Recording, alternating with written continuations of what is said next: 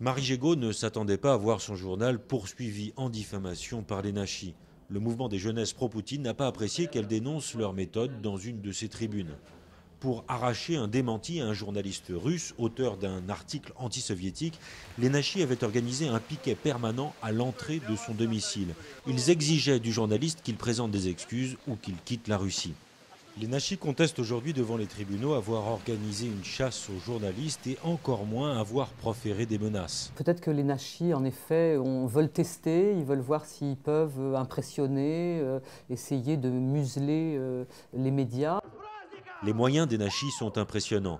Ils sont capables de mobiliser des dizaines de milliers d'activistes, pour la plupart des jeunes de province qu'ils vont chercher en quart pour des rassemblements en plein cœur de Moscou. Tous les opposants au régime sont les ennemis des Nachis. Oleg Panfilov était l'un d'eux. Il faisait l'objet de menaces anonymes et il a fini par fuir la Russie pour s'installer en Géorgie. À ses yeux, les Nachis et leurs démonstrations de force rappellent les jeunesses hitlériennes. Это очень напоминает на то, что происходило в 30-х годах в нацистской Германии. Их поведение, их тактика, угрозы. Les Nachis ont lancé 3 procès en diffamation contre des journaux étrangers. Pour leur avocat, il ne s'agit pas de pression, mais au contraire de démontrer qu'il s'agit d'un mouvement légaliste. Потому как если газета докажет, что данная информация является достоверной, то движению будет отказано в иске.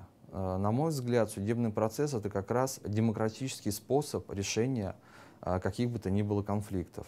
Marie Gégaud aimerait croire en un procès équitable, mais la mésaventure de Garry Kasparov la fait douter. Accusé d'être un espion à la solde de Washington, l'ancien champion d'échecs a déposé devant le même tribunal une plainte en diffamation contre les Nachis. Il est débouté par la juge qui dit attention, ce tract faisait bien mention de M. Kasparov, mais il ne s'agit pas du champion d'échecs. Le tract mentionnait les Nachis, mais il ne s'agit pas des Nachis comme vous les connaissez. Alors, comprenez que là, on nage en plein absurde, c'est Kafka. Et ça, on le retrouve un peu à tous les épisodes du procès, et ça, c'est assez amusant. La tribune de Marie Gégaud a été publiée dans les pages opinion du journal. La Russie a signé l'article 10 de la Convention européenne des droits de l'homme sur la liberté d'opinion, mais le procès a lieu malgré tout.